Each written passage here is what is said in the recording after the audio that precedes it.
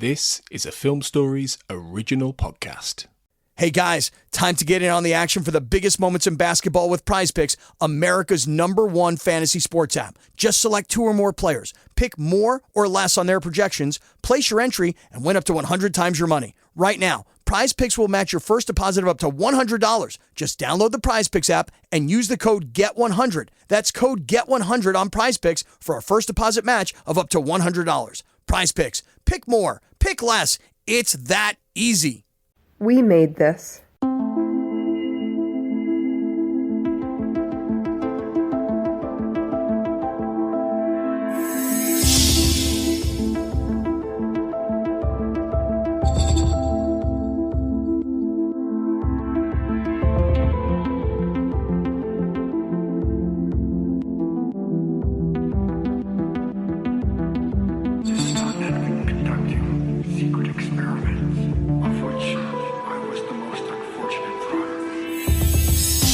Hello and welcome to the Xcast. The truth is in here. My name is Kurt North and today I have with me Sarah Stegall. Hello Sarah, how are you today? I'm fine, thank you. Good. This is the second episode in which we've both spoken. We were on previous episode Tunguska and we're going to continue on this week with the conclusion in Terma, which was season 4, episode 9. It was written by Chris Carter and Frank Spotnitz, and it was released on the 1st of December 1996. It was directed by Rob Bowman. IMDb rates it at 8.5 out of 10, and that's from 2,369 people. So another high one. Tunguska was 8.8. So what are your thoughts on Terma? Obviously, it's gone down in its rating slightly with the second part here. What would you think about that? How do you think Terma fares in relation to its first part? I don't think it compares well. Terma is a little bit less focused. There were some parts of it I liked very much, but all in all, the second act or the second half of this two-parter was a bit of a letdown. You had a very fast-paced first act, and then it kind of drops off in terms of action, and you get some mixed-up sequences, some mixed-up episodes that I got lost very quickly. Yeah, it's for me it kind of goes in a different direction and not the way you would expect it, really, especially with the cliffhanger that we get at the end of Tunguska. I mean, it's a classic trait that, we don't go straight back into that, we start a new story. What would you give, what were the ratings? You mentioned in the previous episode, I'm sure that people would have heard that, but what ratings did you give this in your reviews at the time? Right. In the reviews, I gave it a 3 out of 5 sunflower seeds. It was, pretty rushed, but you have to average that. Yeah, that's only half of the story. You have to average it together with the rating for Tunguska. So it's really 8 out of 10.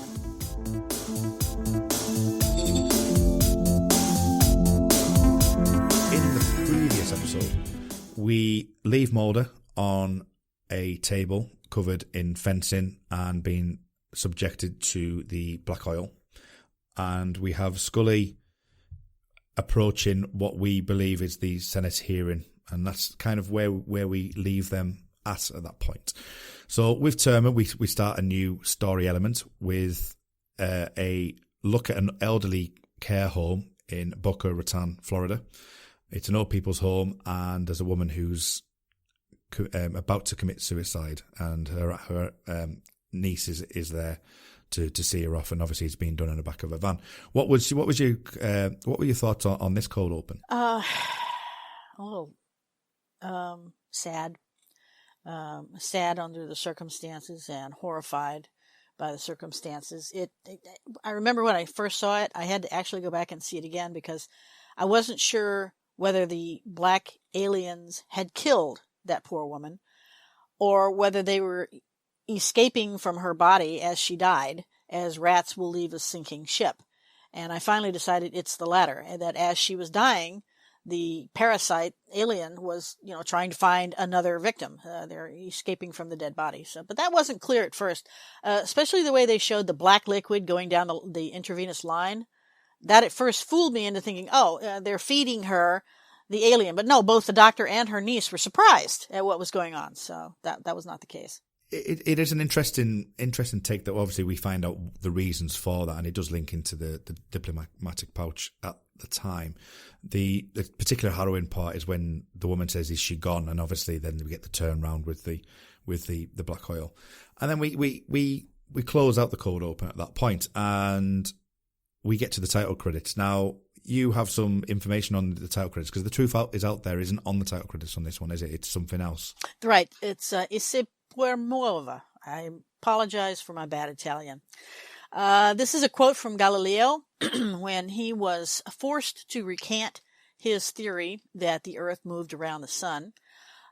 He was forced by the Vatican to recant and to say that wasn't true, but people standing near claimed to have heard him mutter "E si può muovere," which means, yeah, it does move.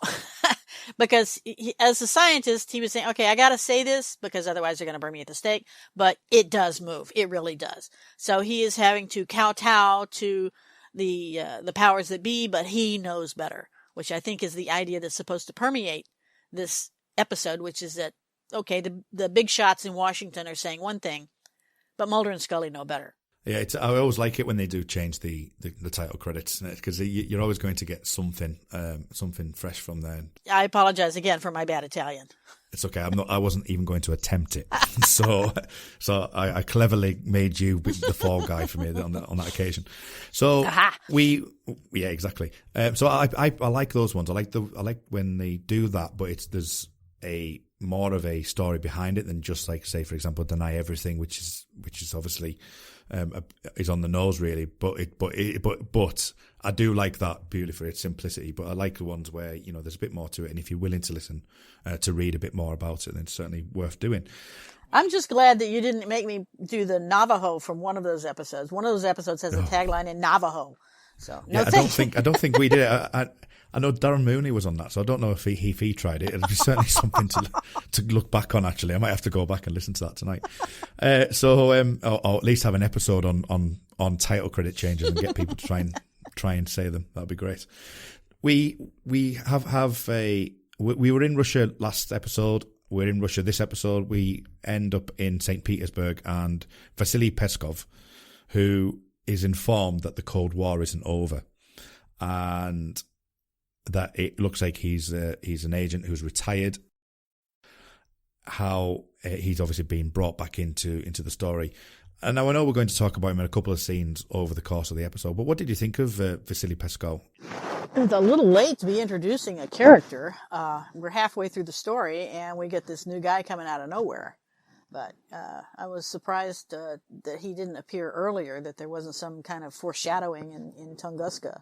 And what did you think of his portrayal as well? I mean, and his character traits, really. Fabulous.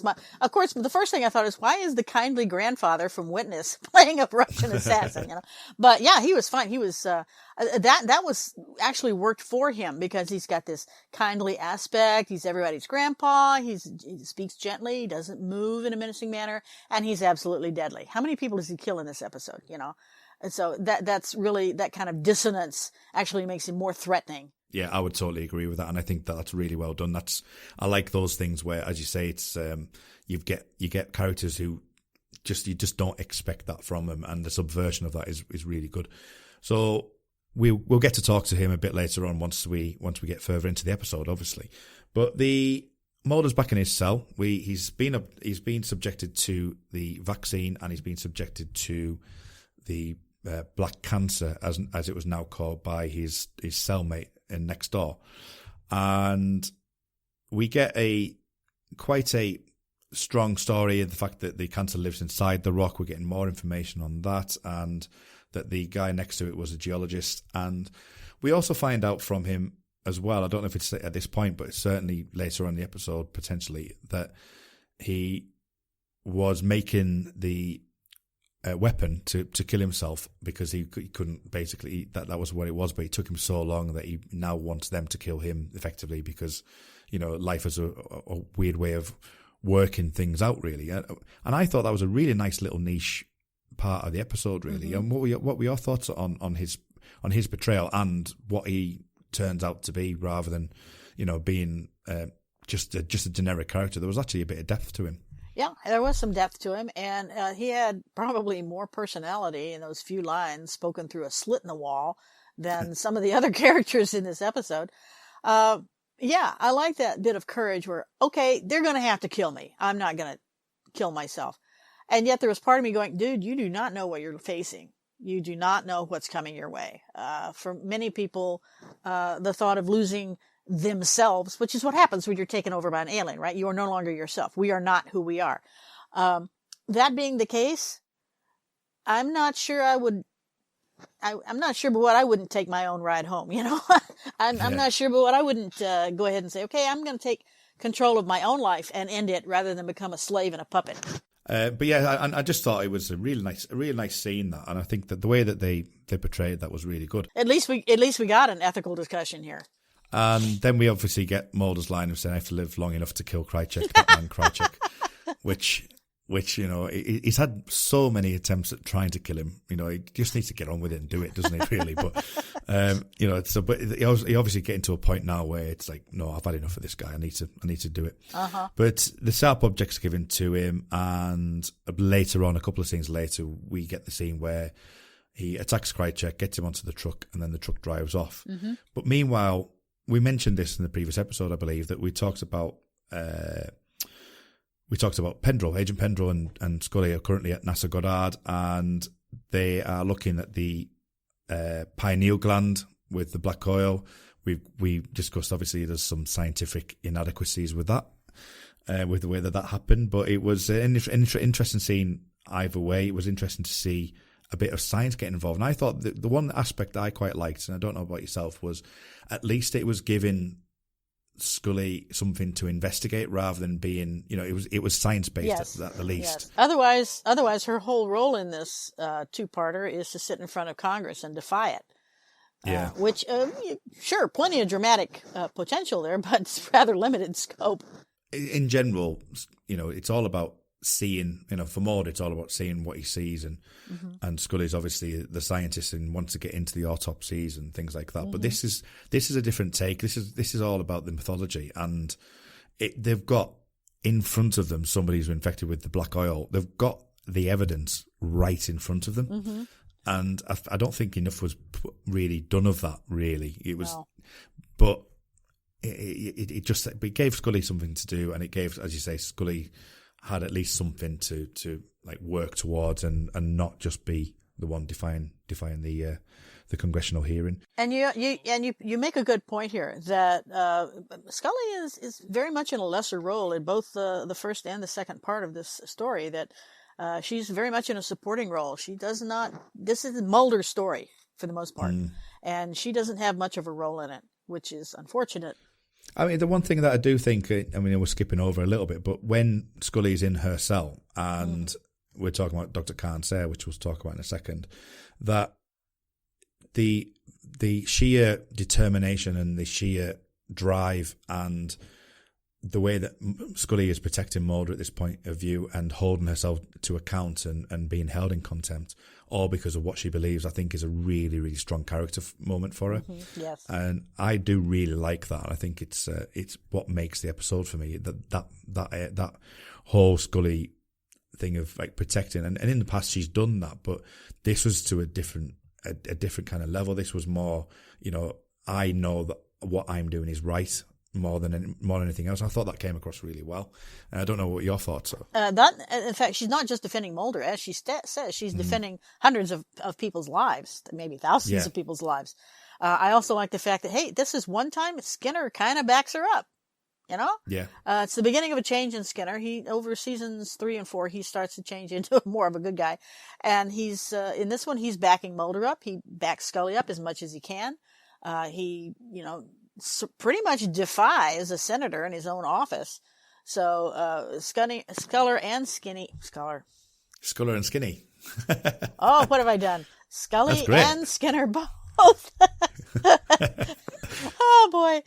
Scully and Skinner both have some pretty strong roles as anchors. And I like to think that that's in the back of his mind as Mulder is going through all of these chases, all of these captures, incarcerations, torture, what have you, that somewhere in the back of his mind, he knows Scully's got my back. Yeah.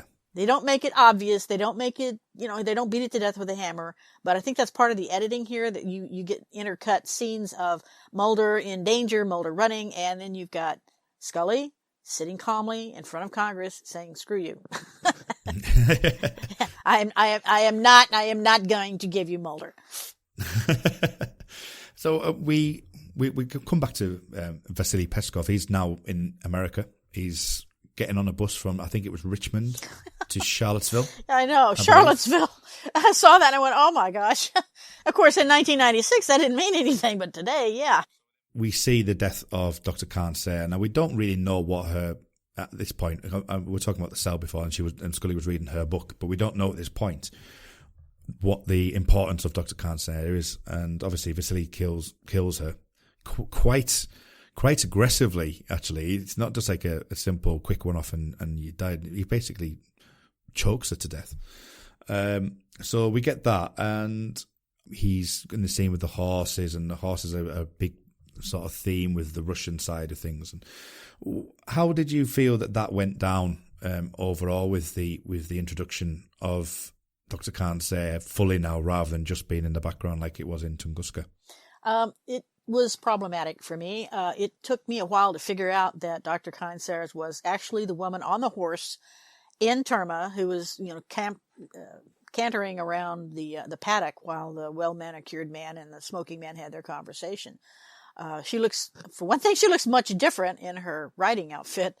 But the whole thing with the barn and the murder scene, I wasn't sure what was going on with the horses either. I was thinking, are they part of the experiment? Have the horses been infected? Is the fact that there's so many horses in this significant? I don't know. It turned out to be not significant at all.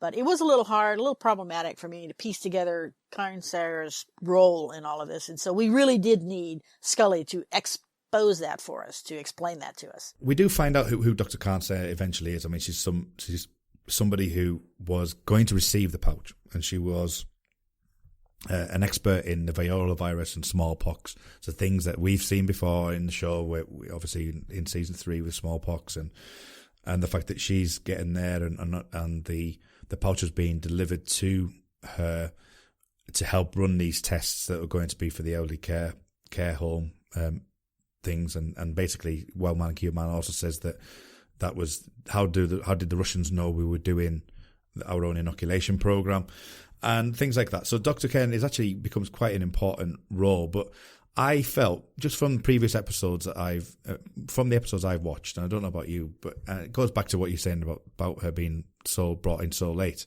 is even over multiple watches, I didn't really understand the depth of what that meant as such, because it was kind of washed over a lot. So I don't know if that's what you think as well. Yeah. My first question was, why is a virologist who is adamant about destroying smallpox now accepting or is intended to receive a viral invader, which would be far more devastating than smallpox? It seems to me, rather than working with the well-manicured man, she would be doing everything she could to destroy this virus. So I was confused on that. It was also not until the well-manicured man says, that we're working on, how did they know that we are also working on an inoculation? That's when it clued in that, that's what they gave Mulder in that shot in the arm. Because I thought at first, that's a sedative. They're just quieting him down so that they can give him the black alien. But then when he mentions the inoculation, and that's when the light bulb went off. That's a little sketchy. I think that could have been laid out a little more clearly for the audience. Yeah, I would totally agree. I think it took me a few watches to fully get that was, the vaccine. And the vaccine obviously becomes a massively important part of the show moving forward as well. So it was a bit clumsy, I think, to the way they've brought that into this episode. Now, we get we as we were saying before, you get well-manicured man jumping a couple of scenes in. No, it's fine. It's me. I'm going to jump a couple of scenes forward just because we're talking about well-manicured man, and the fact that he says it was a professional hit that was hit on Dr. Sarah, and then Smoking Man hits the question of were you sleeping with her, which was an interesting little comment and little question, and the fact that Smoking Man's it's almost like getting back at Well Manicured Man for the times that we've mentioned before about the fact that Well Manicured Man is always having a go at Smoking Man. Uh-huh. And I think that this is a bit of a rhetorical fight back, really. So what did you think of adding that scene in? I mean, I think that Rob Bowman's direction and the photography on that scene with the smoking is fantastic. When Smoking Man is saying, were you sleeping with her and you can't compromise the project for your personal pleasures? I'm going, you hypocrite. You know, well, since when is the Smoking Man the voice of moral ethics here? You know? And he knows it, and the well-mannered manicured man knows it too. So it's sort of a very meta moment. And Bill Davis's expression at that is, really sarcastic, like, yeah, you know what I'm saying. You know what I'm saying. I know that you know what I'm saying. And so sort of a moment for those of us who know the characters of these two sit back and go, yeah, this is a bit of a punch down for the two of them. Yeah, I agree with you that it is definitely the Smoking Man getting his own back with the well-manicured man. Obviously, neither one of them cared that much for Dr. King, Sarah. No. Oh, she's dead. Pity that. Yeah, never mind. We've only got the smallpox expert, who's vital to our colonization plans, has died, but everything else is fine. Moving on. So going back a couple of scenes we have Krychek and Mulder on the truck, and Mulder goes and attacks Krychek, gets into the truck, uses his weapon that he's been given by the prisoner, and he then takes over the truck, and for some reason the brakes don't work. Oh, I thought they were shot out. Because they shot out? Oh, yeah, right, okay. Yeah, the guards were shooting at him, and I just assumed that they managed to hit a brake line. That would make more sense. I'm sorry, am I making sense? Oh, no, that's not right. That would make more sense. Right, okay. That's just helped me with that episode. Either that or Mulder can't drive for beans. well, that's highly possible as well. Well, it's not a Mustang, is it? It's not a Ford. No. So, because he can drive them quite fast. Also, you notice that truck supposedly in Siberia has the same kind of the wheel is on the left, like American cars and I believe Canadian cars. Yeah. Why wouldn't it be on the right like they do in Russia? But okay, never mind. Krychek jumps ship because he obviously sees it's a problem, and he jumps off and rolls over. If I was in a car with Mulder driving hell for leather, I'd jump ship too. The crash is quite brutal, really. Krychek, he gets surrounded by one-armed men. We don't know why. Well, we kind of gathered if you're into the show, I kind of got that straight away why that was the case. But obviously the smallpox, no arm, no testing, so that's the reason why they've done that. Krychek does his usual. What did you think of Krychek's sliminess to try and get out of the situation at this point? I don't know that he was slimy. He looked desperate. He sounded desperate. First with the Russian and then with the English, and confronted by what has to be a very threatening sight, all these men with only one arm.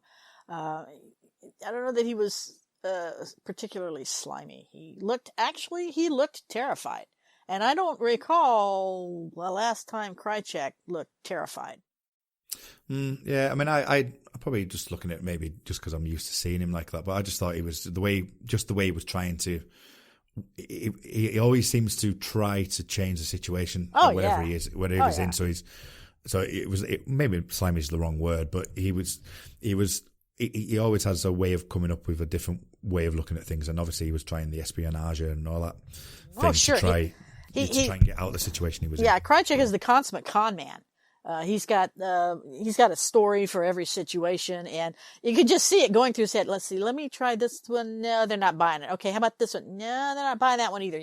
But at the same time that his mind is working that way, he's also scared. Right. Okay. So we're back at the Congress from the cold open at the beginning of Tunguska. We're fully versed up compared to where we were at the beginning of Tunguska. We're now fully versed up on what is happening. We get the replay with maybe a few minor adjustments. So obviously, we're more privy to some information, and they are pushing for Mulder's location. Which always confused me. I mean, I still don't remember exactly why Congress got pulled into this, what should be an internal FBI investigation, but oh well. Yeah, they seem to get pushed into it because Manicured Man seems to be the one that kind of initiated it from the discussion that Smoking Man had with him, which I thought was a bit strange as well. It does feel a bit contrived that, because I suppose it's diplomatic, because that guy would have had diplomatic visa and everything, and potentially maybe that reason. But I'm only surmising. I don't know. But he's got pulled from that rooftop, and the question that they're stuck on is, where is Mulder? So, and obviously Scully does say in the cell when she does get held in contempt of Congress that, and even during that Congress scene, she basically says, I can't answer that because it may endanger Mulder's life, and I'm not willing to do that. And as I say, we've said just briefly there it's not only that reason, but there is that element to it as well.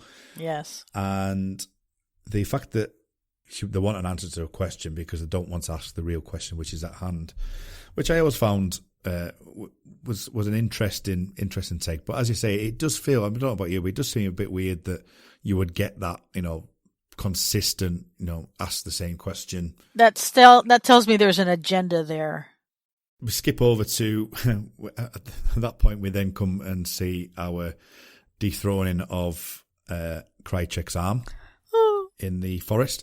And what I really liked about that scene and the way that was edited together is the way that we learn through Mulder and the truck driver, because Mulder gets taken to the truck driver's house, and he's not very happy, but the wife is effectively saying, why did you bring him to my house if you don't think I'm going to look after him? Yeah.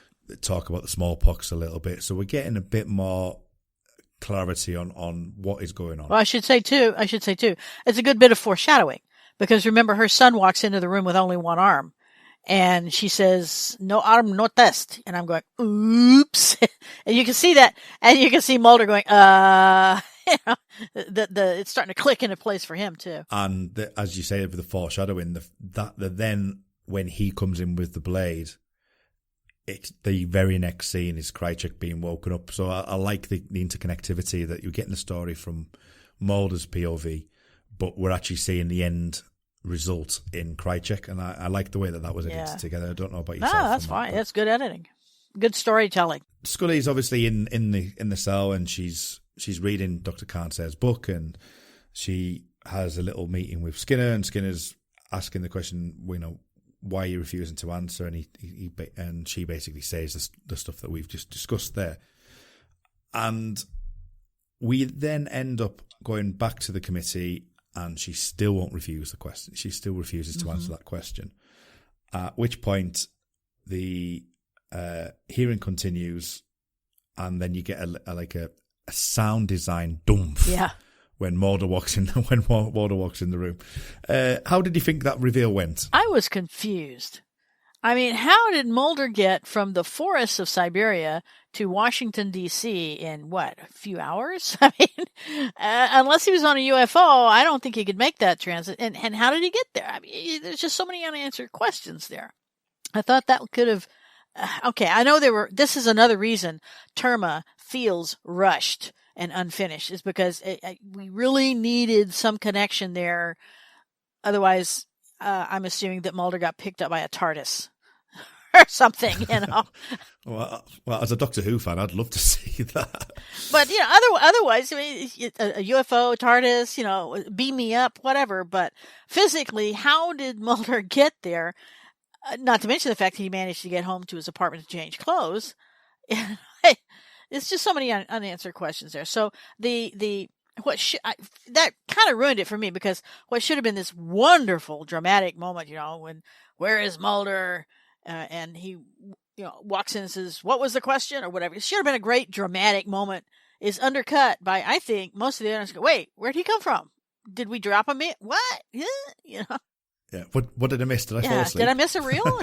During that scene, we get obviously the hearing continues, and then Skinner says there's been another death, and it's the NASA doctor, and they get the embrace. Mulder and Scully get the embrace, and Mulder quips with, "I can put your arms around you," both of them, which was, again, is that a Duchovnyism potentially? Maybe? I'm pretty sure that's written. I'm pretty sure that's in the script. It sounds like something he would suggest to Chris and Frank. But it's so on the nose that it sounds like Chris and Frank. Especially since Scully would have no idea what he's talking about. And I do that all the time, actually. I sometimes like speak as if people know things and they don't, and it's like, oh, I have to explain that now. That's not good. Yeah, and especially with X-File quotes and people going, "What are you talking about?" Yeah, I'm sorry, I'm doing a Mulderism. I apologise. And then they say, "Who is Mulder?" What? Yeah. Not watched TV over the last 25 years. Anyway, so they decide that they need to go to Boca Raton. That this is all linking in now. We're getting to the crux of the episode. That's where Dr. and Sarah's been using as a test ground. That's why the black oil was in the patient at the beginning of the episode, and Vasily is already there and is attempting to kill the program. Effectively, he's trying to wipe everything down. Mm-hmm. We get to the cell scene with the militia. But before you go there, to that whole scene at the old folks' home where he's exchanging the medicine, my first thought was, what is he hoping to accomplish here? Is he infecting them or killing them? And of course, that gets answered later. That was a very confusing moment. Yeah, because he's trying to kill the program, isn't he? I can't remember when I first watched it whether or not I realised that or not, but it does feel like he's clearing up, but he's not cleaning up like what the government would do in clearing up the actual thing, because he's leaving it as it is. Right, so. He's not doing a very good job. If he's the cleaner, you fire his ass because he's not doing a very good job. Because what happens when you kill a patient who has been inoculated with the black alien? It oozes out of their eyes and what have you. So how have you contained it? The whole point of having the rock, to get rid of the rock, is so that they don't have the ability to use the black oil to develop the vaccine. Killing them and having the black oil leak out of them, the black oil is still going to be there. So yeah, it doesn't really track. It doesn't really track. Hey, it's the X-Files. Yeah. That's the one thing. I like the idea. I like the concept of what they're doing with it, and I probably like Tunguska more than some people. Tunguska and Terma together more than most people. Although it is, to me, is starting to go on the wane from the rest of the mythology. But then we get this scene with the cell, and Mulder's starting to say it all goes back to one man. It all goes back to Krychek, where that Krychek was used, but then Krychek was using somebody else, and we go and see this guy from the militia. Did you feel that scene was really relevant to bring in? No, I don't. I think that was tacked on and unnecessary. We already knew that Krychek claimed to have been rescued by these guys.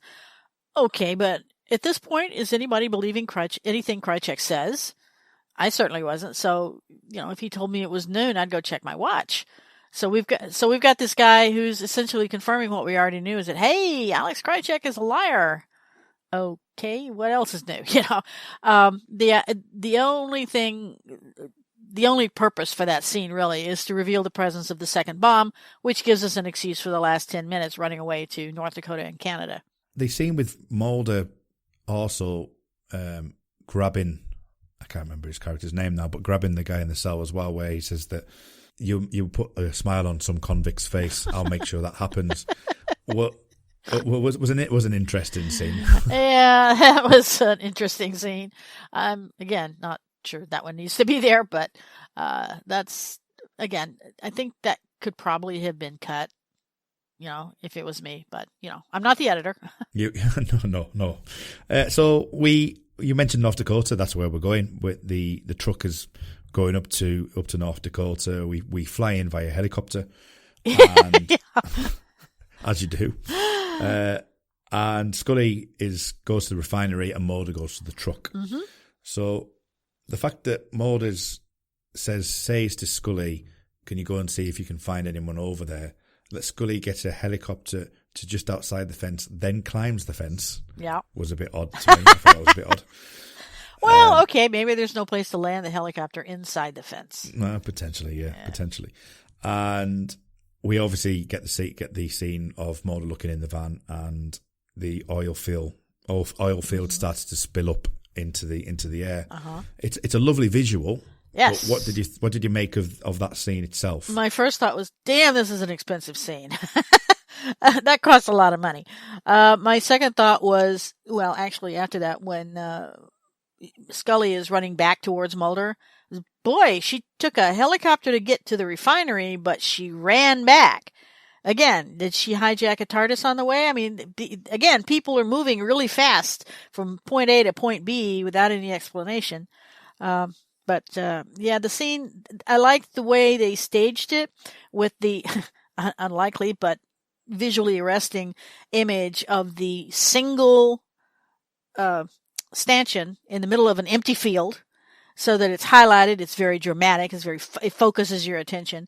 And then Mulder just sticking his head down a pipe. Mulder has no thought of his own safety at all. Let me stick my hand in this. Let me stick my tongue to this frozen pole, whatever, And if there was ever a need for Eugene Victor Toombs, yes, that would have been the time. Absolutely right. That he would have been the perfect guy. And I do love the image of, what he wants. This is so iconic for the series. What he wants down that well is just out of reach. That's Mulder all over. Everything he wants in life is just out of reach. And just as he gets the one tool that's going to help him bring it into reach, of course, it blows up on him. That's the X-Files all over. Absolutely. And it's such a kind of parable on Mulder's quest, isn't yes. it? As you say, it's so close to it. He's touching distance, and yes. he's just not quite there. Yep. Alex Krycek is named in the congressional hearing as the guy who pushed the guy over the balcony. And Mulder's speech, what did you think of Mulder's speech? I thought it was great. I thought it would probably have made CNN. It would have made C-SPAN for sure, the congressional channel that broadcasts, congressional hearings. So I think they cut the cameras off in the courtroom at that point. Of course, they would have ruled him out of order and in contempt. He didn't have permission to speak, but his point was well taken. How can you not believe when all of this is happening and all of that is happening, and your own scientists are saying X, Y, Z, and on rewatching that came home again, because nowadays he wouldn't be talking about aliens; he'd be talking about climate change. How can you guys sit up there and deny what your scientists are telling you? And I'm going, wow, 22 years later, and we're still here. Yes, and especially in the climate that we're in false facts and alternate realities and things, I think is very perfect for this time of year. That one thing that I feel gets missed in that scene is that Scully is effectively saying that black oil is extraterrestrial in origin, and she says it right before Mulder starts off on his little speech quest. So at this point, she's effectively saying that she does believe that it may. I can't remember exactly if she says it is or may well be extraterrestrial, right. Extraterrestrial in origin. Right. But I think that's something that's maybe slightly overshadowed with the scene. But I do like Mulder's speech. I think it's a great one. It's amazing, because if she is sitting there telling a congressional subcommittee that basically I believe in the extraterrestrial life, at that moment, Mulder drops his jaw and goes, "What? Scully? Scully's agreeing with me? Awesome!" Instead, he launches into his own speech, which means either he didn't hear her or he doesn't take her seriously. Or she may have said something like this to him before. It's one thing to say, "I believe in the possibility of extraterrestrial life." It's another thing to say, "It's here." And I think that potentially, I mean, the way that Mulder's character always has been, he's not self-centered in a way, but the fact that workings in his head, he was just listening to the same old. He's used to hearing this sort of thing, and he's just gone off on one, and he's not heard what Scully has said potentially, or he's just, because he's so riled up that he's like, I want to get this out. When it's on the newspapers and on every planet, every part of the planet, that we have people going out into Saturn and all this type of thing. I think that's just the way he's done it. So, and this is part of why Mulder is such an interesting character. He's such a well-rounded character, because this is a side of him I'm not real fond of. Cutting off Scully, stealing her thunder. He just can't stand it when she gets center stage. He does something to upstage her. I don't think he does it deliberately. It's the 1996 equivalent of mansplaining, but it does reduce her character somewhat. And Scully sitting there quietly, calmly, telling Congress to go take a long walk off a short pier, is not as dramatic perhaps as Mulder's outburst, but it is a lot more effective for her as a character. Shows that strength of character that we really love in Dana Scully. right at the very end, we have Vasily meeting our friend Krychek. You mean Comrade Krychek, right? Comrade Krychek. With a cup of tea. That's very English of him. Now... Well, the Russians do tea, too. The Russians are very fond of tea. That's very true. So he's having his tea. He's dunking using his new dunking arm, which is quite a thing to see.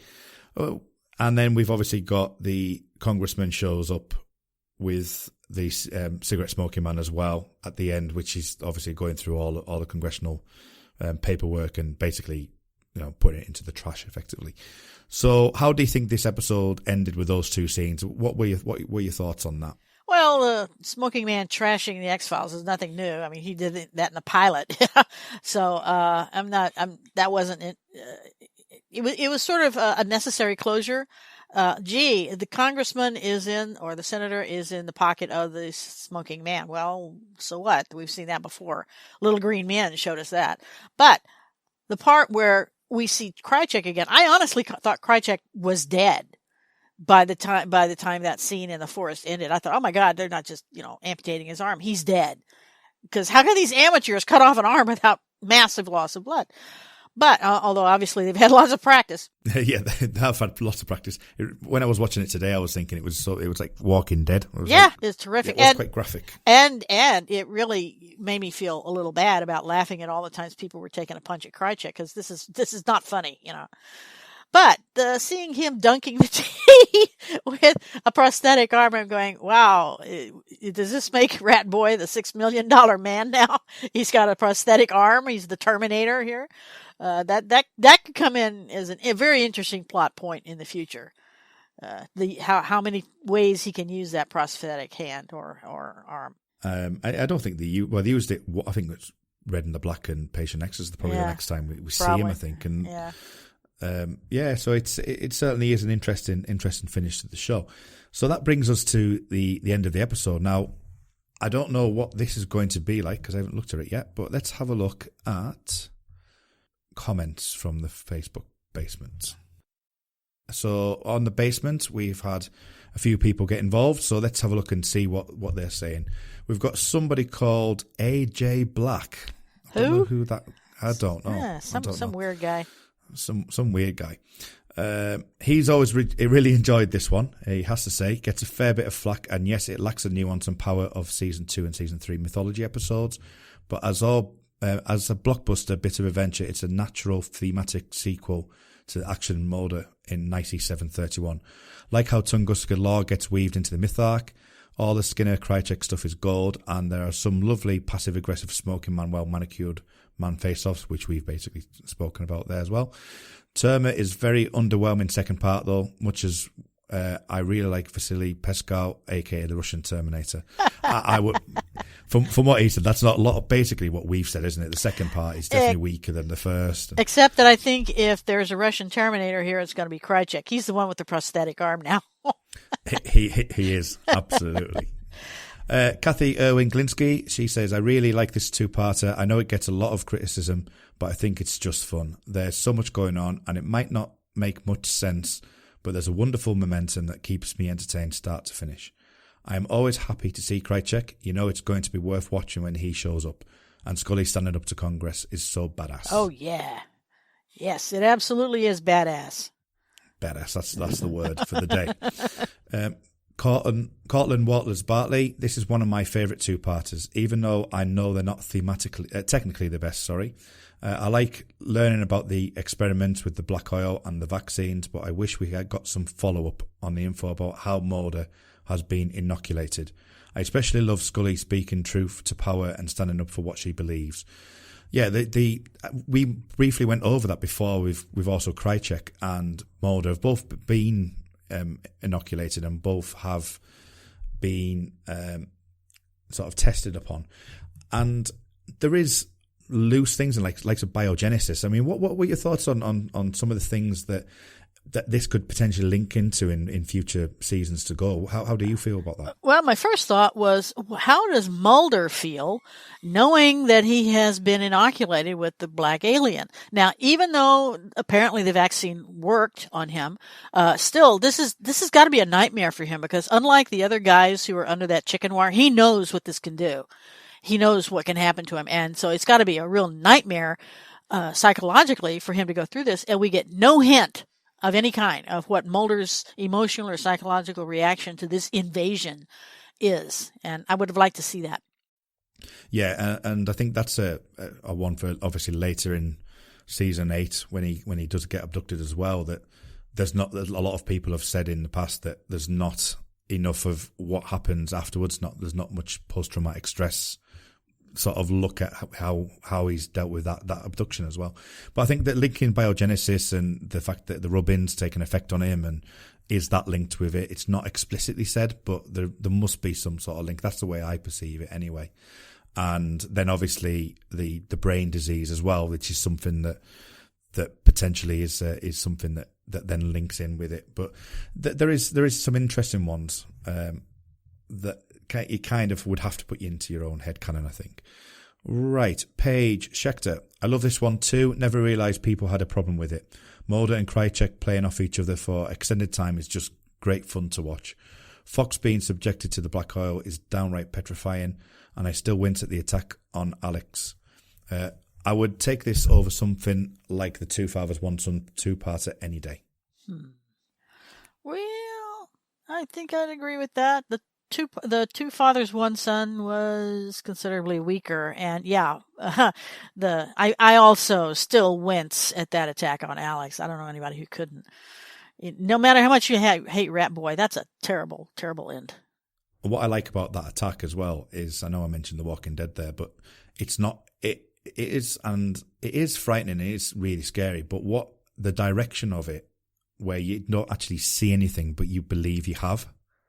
You know, so if you think back to the episode, you know, you might, if you've in fresh eyes and you've just watched it, you know, you haven't seen anything. But thinking back to the episode, you think, oh, when he got the arm cut off, it was horrific, and you didn't actually see it. You just saw his reaction, and the body was in front of him. So I do like the way that was done. Yeah, when Nick Lee got the pages for that script, he was very, very happy to see that. He was just shouting for joy, going, "Yes! You know, the potential in this scene is awesome." I think he got his moment there. I wish I could have seen more of him. Caredwen Foley.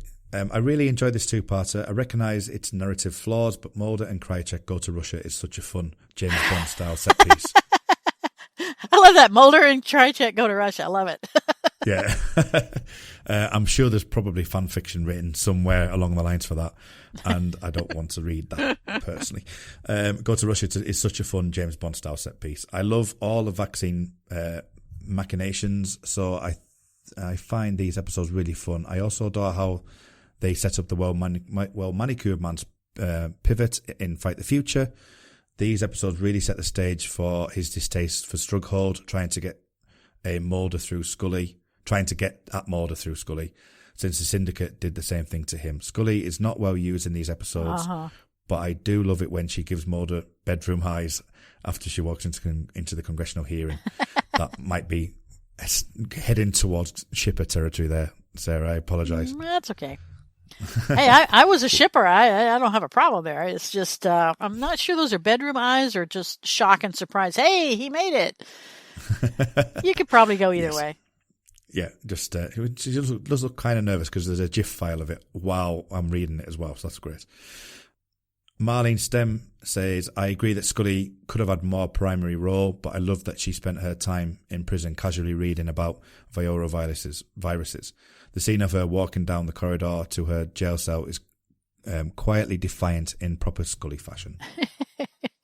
Yes, and she's perfectly coiffed at the whole time.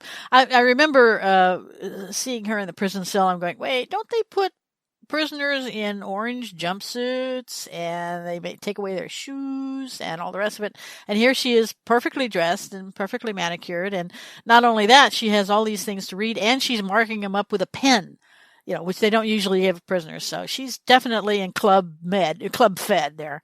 Oh, absolutely! It's a nice cell. It's got shelves. It's got quite a lot of things. You could spend a few days in there. Mm-hmm. Nice little retreat.